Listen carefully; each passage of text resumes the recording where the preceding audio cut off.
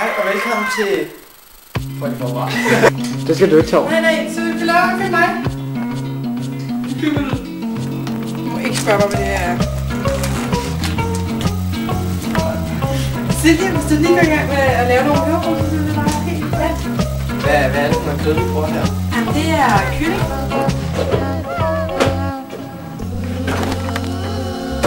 Nu sætter jeg lige til Silje i gang med at lave risen, og så gør jeg det over og skal.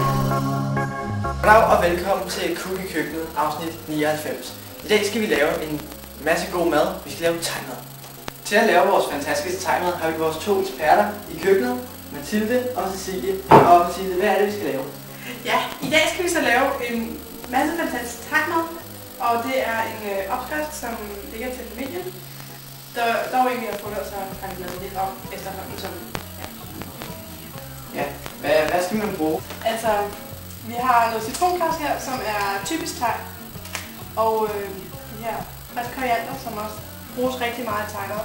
Kokosmælken, som det kommer fra Thailand, eller det kommer ikke direkte fra Thailand, det kommer blandt andet fra Thailand. Og så peberfrugt, så giver det en let og frisk smag. Ris selvfølgelig, ja. Og så noget kylling til at give den noget kød.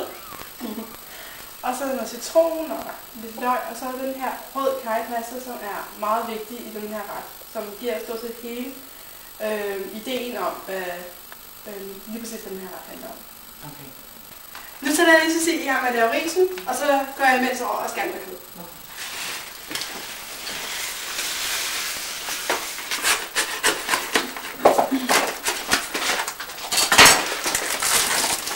Stykkerne skal helst ikke være for store, fordi at de skal passe til munden.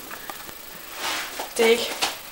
Altså... Og thailænder har ikke nogen særlig store. Nej, thailænder har ikke særlig store mund, men det jeg tror man laver det efter. Man laver det bare efter, hvad smag og behag selvfølgelig, ikke?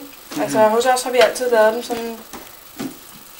Ikke rigtig meget større end 3 cm på den ene led og 2 cm på den anden, vel? Hvad er det for noget kød, vi bruger her? Jamen, det er kylling. Det bruger man ofte i thai-mad. Man bruger også meget oksekød. Ikke overdrevet meget grisekød, men kylling og okse, det er meget populært. Og så selvfølgelig også de fleste fiskeformer. Okay. Kylling er meget i de asiatiske lande, synes jeg. Med ris og kylling og... Ja, det er fordi, at det smager jo godt sammen, ikke? Ja. Det fandt thailænderne vel hurtigt ud af. Silje, hvis du lige går i gang med at lave nogle peberbrød, så synes jeg, det bare helt godt.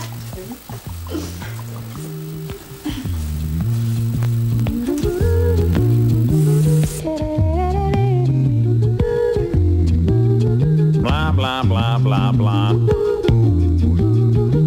Bla bla bla bla bla bla bla bla. Bla bla bla bla bla bla.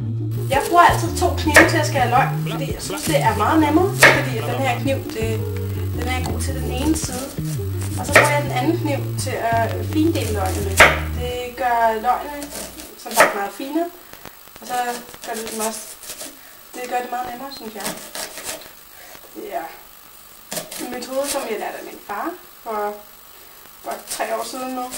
Det er ikke særlig svært at bruge, men det er svært at lære.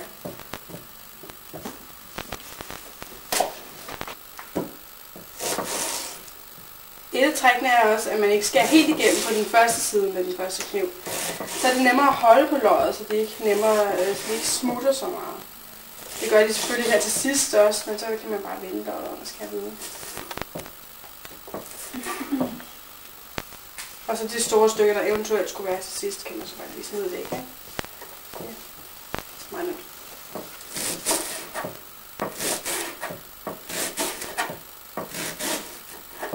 Og så er det også vigtigt, at til den her ret ikke bliver alt for fint. Det er en lidt grov ret. Nu er det så sådan, at vi går i gang med stegningen. Og til det så propper vi alle løgene og derned sammen med kødet. Og noget af det der karrypasta, så det kan få lov til at ligge og simre sig, hvad kalder man det, sammen i noget tid, inden at vi propper kokosmælken i, fordi kødet skal ikke til koges, det skal steges, fordi så får det en bedre smag og en bedre overflade også. Skal du give mig en teske, Cecilie? Tak. Så er det godt, at man bruger meget af det her, fordi som sagt er Thailand jo kendt for, at de laver meget stærkt lad. Det kan godt være, at vores danske smagsløg ikke er så gode til det endnu, men det kommer.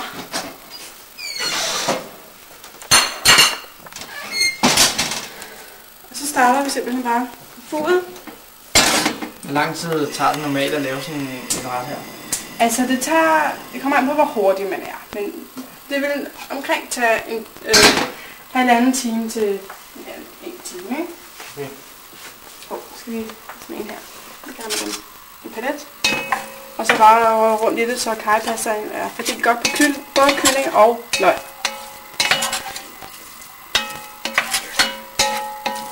Og så får det så lov til at stå og simre sammen med løgene, indtil at det er blevet ikke lyserøde på nogle af siderne. Og løgene er blevet glasklar, som er et godt kendetegn på, at løgene er færdige. Det her det kommer så ned på vores kompostbunke, som gør, at vi får god muljord, så vi kan plante vores egen grøntsager i sommer. Det er også et rigtig godt skridt hen mod bedre natur for os alle sammen. Og resten af vores madrester ryger til vores høns, som meget godt kan lide at spise de madrester, og så lægger de bedre æg. Plus at vi kommer af med det, uden at behøve at smide ud. Cecilie, nu skal vi bruge den der kokosmælk. Gider du hente den? Ja. Ja, og som I kan se, den skal rystes ret godt, fordi at kokosen samler for nogle gange i toppen. Vil du åbne den ene af dem? Så håber jeg den anden. Og det skal så bare ret i retten, så... Altså, der er nogle gange lidt klumper i, men det er helt fint. Det gør ikke noget. Så popper du den noget i. Tak for det. Og så er det, som sagt, ved at blive lidt flydende her, ikke? Og det er også en ting ved de thailandske retter, er, at der er mange af dem, der er meget flydende. Altså, i hver en ret, så er det meget vigtigt, at man tænker på de 5 smagsvarianter, som der findes i alt mad. Og altså, de hedder surt, sødt, salt, bitter og umami. Og hvilke vi propper citron i for at gøre den sur. Og vi har lige proppet en lille smule sukker i for at gøre den sød. Så lige om lidt propper jeg noget salt i, men det skal vi først gøre til sidst. Og noget bitter, det er blandt andet fish sauce og ingefær. Og så umami, det er kødet. Og selvfølgelig også en lille smule af kokosmælken, fordi der også er noget kød, sådan frugtkød i kokos. Skal vi passe på, at man ikke propper for meget i af det her, fordi det er ret kraftigt. Og ingefæren, som vi blev enige om var bitter. Eller som jeg blev enige om var bitter. Og nu skal det så simpelthen bare stå og simre det. Salt. Hvor meget der kan være mellem 3 fingre 2 gange. Så peber.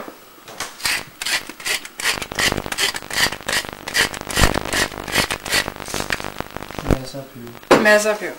Nu har jeg lige proppet noget citronkauce i, som hører meget til det thailandske køkken også. Det giver en rigtig frisk smag i madens helhed, og det er lidt irriterende, at man skal pille det fra dog, men det er rigtig, rigtig lækkert, og det har givet smag til resten af retten. Ej, det ser lækkert ud. Nå, ja, det var alt for at komme i køkkenet for den her gang. Følg med på næste fredag, hvor vi skal lave julemad.